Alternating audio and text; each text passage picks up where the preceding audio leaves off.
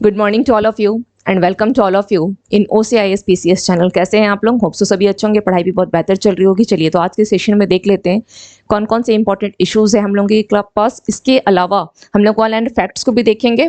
तो आते हैं, सबसे पहले स्टार्ट करते हैं महत्वपूर्ण इश्यूज से। फर्स्ट इशू है, भारत और भूटान ने विभिन्न क्षेत्रों में सहयोग मजबूत करने पर चर्चा की है। भारत और भूटान ने, लेकिन भारत के जो किसके द्वारा किया गया है? भारत के विदेश सचिव है विनय क्वात्रा और भूटान के जो विदेश सचिव है वह है ओम पैमा चोडन के द्वारा। इन दोनों के बीच में क्या किया गया है? एक विकास समझौते पर हस्ताक्षर किया गया। विनय क्वात्रा और भूटानी समकक्ष कौन है? ओम पेमा चोडन ने भारत भूटान विकास सहयोग वार्ता की सह अध्यक्षता की है। अब हम लोग देख लेते हैं कि भारत और भूटान के बीच में जो संबंध है वो कैसे हैं। भारत और भूटान के द्विपक्षीय संबंधों का मुख्य ढांचा किस पर आधारित है? तो मित्रता और सहयोग संधि पर, जिस पर 1949 में हस्ताक्षर किए गए थे। भारत भूटान का सबसे बड़ा व्यापारिक भागीदार है। भारत भूटान का सबसे बड़ा व्यापारिक भागीदार, लेकिन अगर भारत के संदर्भ पूछा जाए कि भारत का सबसे बड़ा व्यापारिक भागीदार कौन सा है, तो अमेरिका भारत का सबसे बड़ा व्यापारिक भागीदार है अमेरिका। देन आपका चीन आ जाएगा, सेकंड पोजीशन पर है। थर्ड आपका UAE, फोर्थ आपका हो जाएगा सऊदी अरब। ये चार जो हैं ये भारत के साथ इनके क्या है? व्यापारिक संबंध है। भारत का सबसे बड़ा व्यापारिक भागीदार है। ओके, चलिए आप यहाँ देख रहे हैं इमेज में भूटान की राजधानी कौन सी हो गई? थिम्पू हो गई। भूटान की राजधानी थिम्पू है। तो अगर आप इसके अलावा देखते हैं यहाँ पर, तो भूटानी छात्रों के लिए जो भारत जो है सबसे लोकप्रिय एक शैक्षिक गंतव्य है। इसके साथ ही भारत का व्यापार अगर आप देखते हैं 2014-15 में कितना था? 484 मिलियन, करीब कितना रहा है? 484 मिलियन। लेकिन बढ़ करके कितना हो गया है? 2021-22 में ये 3 गुना करीब बढ़ करके कितना हो गया है? 1422 मिलियन अमेरिकी डॉलर हो गया है। इसके साथ ही अगर हम थोड़ा सा और विस्तृत चर्चा करें तो देख लेते हैं कि भूटान के साथ भारत के कौन कौन से जो राज्य हैं, भारत के कौन कौन से राज्य सीमा साझा करते हैं भूटान के साथ सीमा साझा। तो भारत के कितने राज्य हैं? भारत के 4 राज्य हैं जो भूटान के साथ सीमा साझा करते हैं। फर्स्ट है आपका पश्चिम बंगाल हो गया, सेकंड सिक्किम। कल एक स्टूडेंट का कमेंट किया था कि थोड़ी सी मैं क्लियर लिखा करूं, समझने में प्रॉब्लम होती है। ओके, तो आज मेरी कोशिश ये रहेगी कि मैं आज से थोड़ा सा आप लोगों को क्लियर लिख करके दिया करूं ताकि आप लोग पढ़ पाएं। इसके साथ साथ मैं लिखने के साथ साथ बोल भी दिया करूंगी कि कौन से वर्ड्स मैंने लिखे हैं, जिससे आप लोग को प्रॉब्लम ना हो। 4 राज्य हो गए, पश्चिम बंगाल, असम, सिक्किम, अरुणाचल प्रदेश। ये भूटान के साथ सीमा साझा करते हैं। क्लियर? चलिए चलते हैं नेक्स्ट मुद्दा पर। इसरो के द्वारा श्रीहरिकोटा से PSLV-C56 रॉकेट के द्वारा 7 सिंगापुर उपग्रहों को सफलतापूर्वक लॉन्च किया गया है। किसके द्वारा किया गया है? फर्स्ट क्वेश्चन तो ये हो जाएगा, तो वह इसरो के द्वारा। और इसरो के अध्यक्ष हैं एस सोमनाथ। रॉकेट किसका यूज किया गया है? PSLV-C56 रॉकेट का यूज किया गया है श्रीहरिकोटा से। और क्या सिंगापुर के DSSAR उपग्रह, अगर ये क्या है? एक प्राथमिक उपग्रह है। इसकी 7-6 अन्य उपग्रहों को भेजा गया है। तो पूरे ओवरऑल अगर आप देखेंगे इस जो लॉन्चिंग में अगर सबसे मेन पॉइंट्स रहा है तो आपका DSSAR रहा है। चलिए DSSAR के बारे में देख लेते हैं। DSSAR ये क्या है? सिंगापुर की एक क्या है? उपग्रह है, सैटेलाइट है DSSAR। इसका वजन कितना है? करीब 360 kg वजन है इसका, 360 kg का है अगर वेट देखा जाए। SAR यानी satellite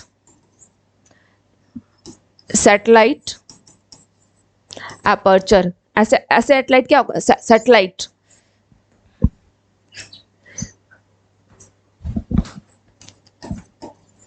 synthetic aperture radar. Okay, SAR का फुल फॉर्म क्या हो गया? Synthetic aperture radar. यह क्या है? एक किस प्रकार का रडार है? एक अमेजिंग पृथ्वी अवलोकन उपग्रह है। ये तो इसकी एक स्पेशलाइजेशन हो गई कि पृथ्वी अवलोकन उपग्रह है। दूसरी खासियत यह है कि यह किसी भी मौसम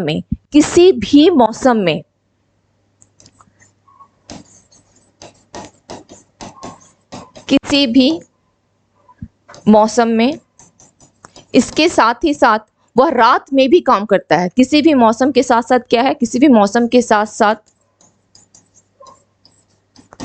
रात एवं दिन दोनों समय क्या करेगा, यह काम करता है। दोनों समय काम करता है। इसकी ये एक खासियत ध्यान रखिएगा। SAR जो सिंथेटिक एपर्चर रडार है, इसकी खासियत ये है कि पृथ्वी अवलोकन उपग्रह है। पृथ्वी अवलोकन उपग्रह कैसे है, तो पृथ्वी की जो सतह है करीब 1 मीटर सतह तक के डाटा को उपलब्ध कराएगा। पृथ्वी के अंदर कितना, 1 मीटर सतह तक के डाटा को उपलब्ध करवाएगा। सपोज ये पृथ्वी हो गया, इसके 1 मीटर तक की डाटा जो सतह तक की डाटा को यह उपलब्ध कराएगा। इसके साथ ही यह किसी भी मौसम के साथ रात एवं दिन दोनों समय में काम करता है। यह मिशन का क्या है, प्राथमिक उपग्रह। मैंने अभी आपको कहा है कि सिंगापुर का जो क्या है, ये अगर बोला जाए तो प्राइमरी सैटेलाइट यही है DSSAR। इसके साथ 6 अन्य को भेजा गया है। और SAR का अगर आप देखेंगे तो इजराइल एरोस्पेस इंडस्ट्रीज के द्वारा एक अपेक्षित क्या दिया गया है, synthetic aperture radar SAR payload शामिल है। ओके, यह PSLV की कौन सी उड़ान है, 58th उड़ान है। लेकिन अगर बात की जाए इसके कोर कॉन्फ़िगरेशन की तो यह PSLV की 70th उड़ान है। रॉकेट कौन सा है, PSLV C56। इसरो के द्वारा इसको श्रीहरिकोटा से इसको लॉन्च किया गया है। DSSAR, इसमें एक पॉइंट से आपको बस ये 3-4 पॉइंट्स आपको ध्यान रखना है। रॉकेट का नाम इसरो श्रीहरिकोटा, DSSAR उड़ान 58th है। अगर कोर कॉन्फ़िगरेशन की बात की जाए तो 70th उड़ान है, जो कि इतना इंपॉर्टेंट नहीं है, बट इंपॉर्टेंट ये है 58th। क्लियर, चलिए। और यह पूरी तरह से इसकी एक और ध्यान रखिएगा कि पूरी तरह से किसके द्वारा, NSIL के द्वारा संचालित है। NSIL का मतलब हो जाता है आपका new space NSIL new space India limited द्वारा संचालित। ये क्या है, एक व्यावसायिक मिशन है। ये क्या है, एक प्रकार का व्यावसायिक मिशन है जिसे न्यू स्पेस इंडिया लिमिटेड द्वारा संचालित किया गया है। Now come to the next issues. सभी उपग्रहों को प्रक्षेपित करने के बाद रॉकेट के ऊपरी भाग को निचली कक्षा में स्थापित किया जाएगा ताकि इसकी कम कक्षीय जीवन अवधि सुनिश्चित की जा सके। क्लियर। नेक्स्ट आते हैं, श्रीलंका एथलेटिक्स नेशनल चैंपियनशिप में भारत ने 14 पदक जीते हैं। श्रीलंका एथलेटिक्स चैंपियनशिप भारत ने 14 पदक जीते हैं। 14 पदक जीते हैं तो कितने गोल्ड है, कितने सिल्वर है और कितने ब्रॉन्ज है, हम ये देख लेते हैं। ओके, तो इसमें गोल्ड कितने हैं, इसमें 9 गोल्ड हैं, 4 आपके सिल्वर हो गए एंड 1 आपका क्या हो गया, ब्रॉन्ज हो गया। ओके, ये ध्यान रखिएगा, 9 गोल्ड है, 9 गोल्ड है, 4 सिल्वर है, 1 आपका ब्रॉन्ज हो गया। भारतीय 4x400 मीटर मिश्रित रिले टीम स्पर्धा में कौन कौन है, अमोज जैकब, ऐश्वर्या मिश्रा, मोहम्मद अनस और हिमांशी मलिक ने अंतिम दिन का पहला स्वर्ण पदक जीता है, क्योंकि इसमें स्वर्ण पदक कितने हैं, टोटल 9 है। चलिए, इसके अलावा 404 मीटर महिला रिले की अगर बात की जाए, ओनली फीमेल्स की, तो सोनिया वैश्य, ऐश्वर्या मिश्रा, सुभाबी और हिमांशी मलिक की भारतीय चकोड़ी ने क्या किया है, स्वर्ण पदक जीता है। यह आयोजन 101वां सिडलाई का एथलेटिक्स नेशनल था। कौन सा था यह, 101वां था। क्लियर। नेक्स्ट मुद्दा क्या है, देख लेते हैं। नेक्स्ट इशूज क्या है। गोवा को अगस्त 2023 में पुरुषों के लिए दुनिया की सबसे बड़ी और सबसे प्रतिष्ठित एक प्रतियोगिता होती है, रूबरू मिस्टर इंडिया। जैसे होता है ना कि मिस यूनिवर्स हो गई, मिस वर्ल्ड हो गया, तो उस तरह से एक कंपटीशन है। मिस्टर इंडिया प्रतियोगिता की मेजबानी के लिए चुना गया है। केवल बस इतना ध्यान रखना, किसको चुना गया है, अगस्त 2023 में गोवा को चुना गया है। मिस्टर इंडिया कंपटीशन है, बस एक रूबरू लग गया वर्ड, एक अलग बात है, बट अदरवाइज ये जिस तरह से महिलाओं का मिस यूनिवर्स हो गया, मिस इंडिया हो गया, उस तरह से पुरुषों के लिए होता है रूबरू मिस्टर इंडिया। जहां इसका आयोजन कहाँ किया जाएगा, इसकी मेजबानी कौन कर रहा है, गोवा कर रहा है। गोवा का ये 3rd टाइम ऐसा मेजबानी कर रहा है। गोवा यह मेजबानी जो है यह 3rd टाइम कर रहा है। इससे पहले गोवा ने किया था 2018 में और 2021 में। ओके, इससे पहले गोवा ने कब किया है, 2018 में और 2021 में, अब कर रहा है 2023 में। ये 3rd टाइम की गोवा मेजबानी कर रहा है। क्लियर। इसके अलावा और इसमें कुछ नहीं है। चलिए नेक्स्ट देख लेते हैं। नेक्स्ट क्या है, आचार संहिता के उल्लंघन के लिए हरमनप्रीत कौर को 2 अंतर्राष्ट्रीय मैचों के लिए निलंबित कर दिया गया। आप इमेज में देख ही पा रहे हैं कि हरमनप्रीत कौर है, ये भारतीय महिला क्रिकेट टीम की कप्तान है। इसको लिख लें, भारतीय महिला क्रिकेट टीम की कप्तान।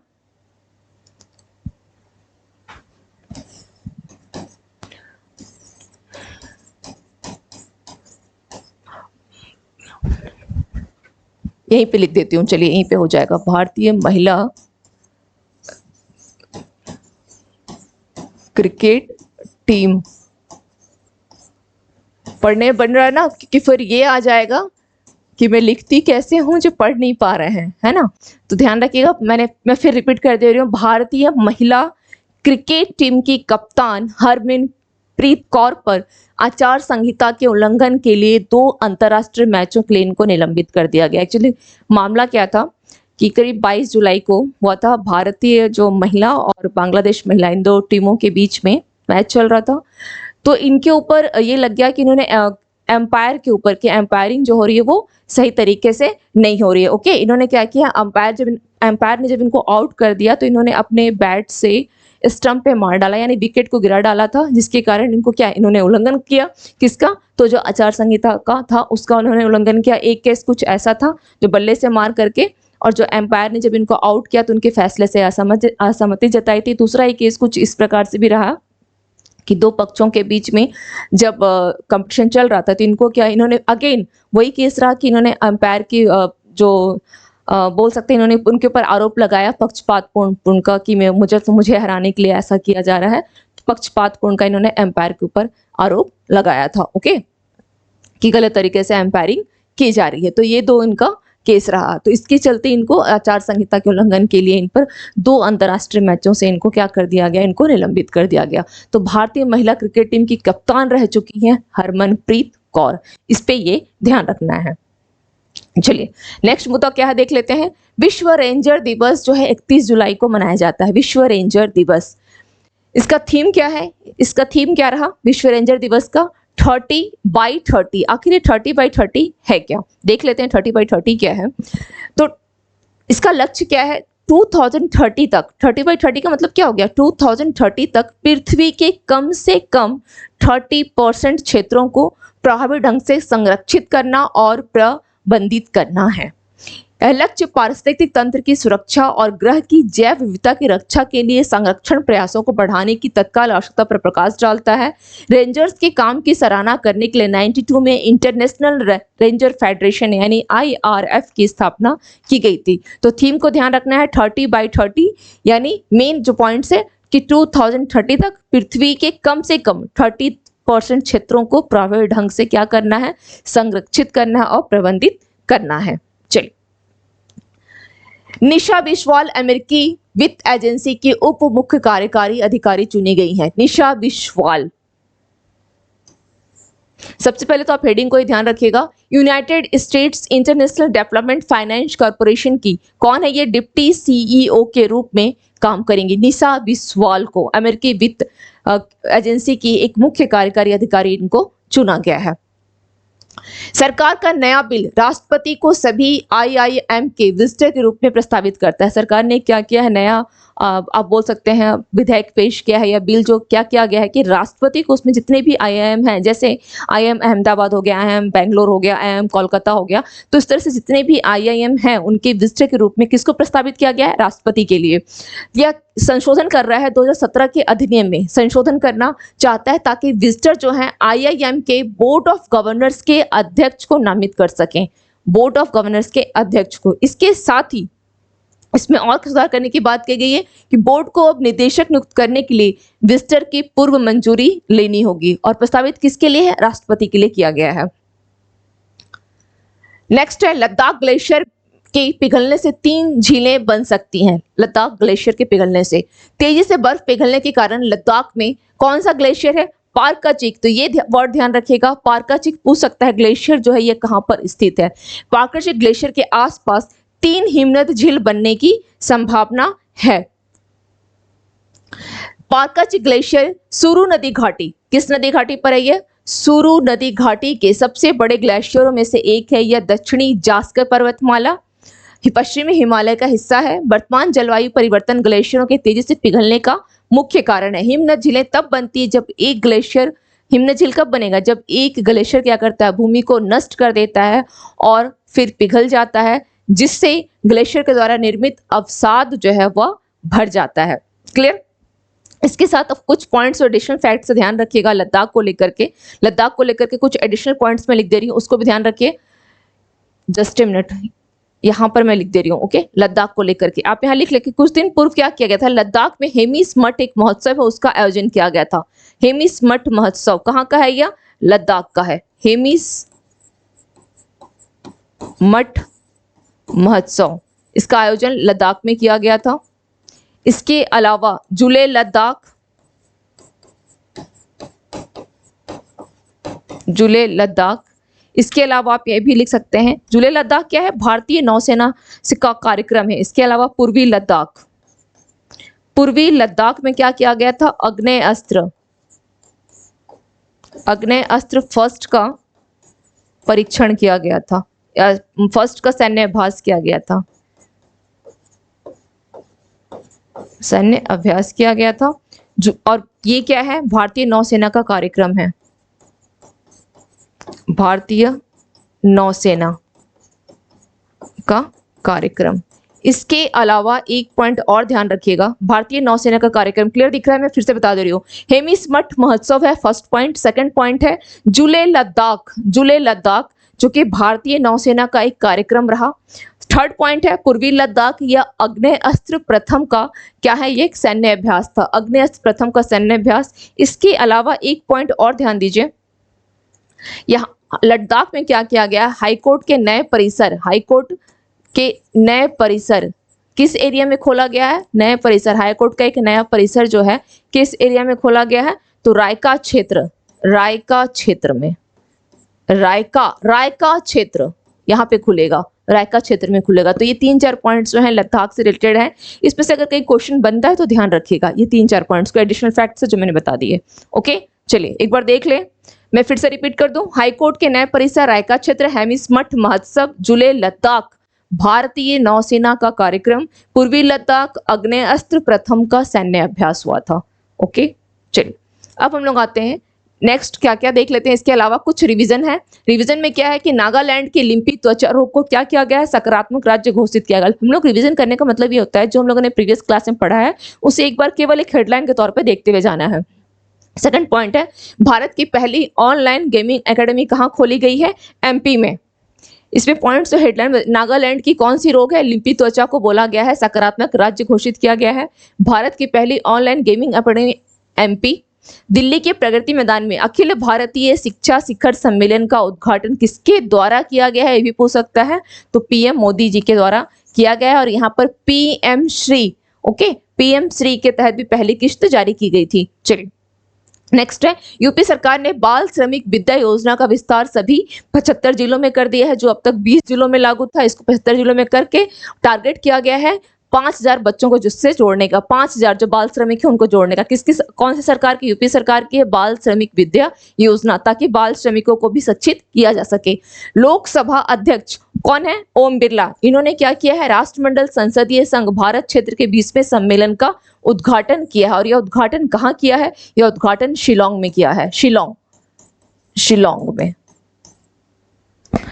एशियाई विकास बैंक यानी एडीबी और भारत की केंद्र सरकार के द्वारा 295 मिलियन अमेरिकी डॉलर के ऋण समझौते पर हस्ताक्षर हुए हैं। और यह जो ऋण लिया गया है किसके लिए लिया गया है, बिहार के लिए, यानी बिहार की जो सड़कें हैं, जो राज्य राजमार्ग हैं, उनके डेवलपमेंट के लिए लिया गया है। ओके, बिहार के डेवलपमेंट के लिए, बिहार के राज्य मार्ग के लिए, बिहार राज्य राजमार्ग, ये बहुत इंपॉर्टेंट है आपके बीपीएससी के लिए, ध्यान रखिएगा के डेवलपमेंट के लिए। ओके, डेवलपमेंट के लिए, डेवलपमेंट के लिए, क्लियर, डेवलपमेंट के लिए, मैंने शॉर्ट फॉर्म में लिख देती हूँ, डेवलपमेंट के लिए, डेवलपमेंट के लिए। ओके चलिए ध्यान रखिएगा कितने मिलियन का है, 295 मिलियन अमेरिकी डॉलर का है। जो इसमें मेन कीज हैं वो उसको मैं अंडरलाइन कर दे रही हूँ।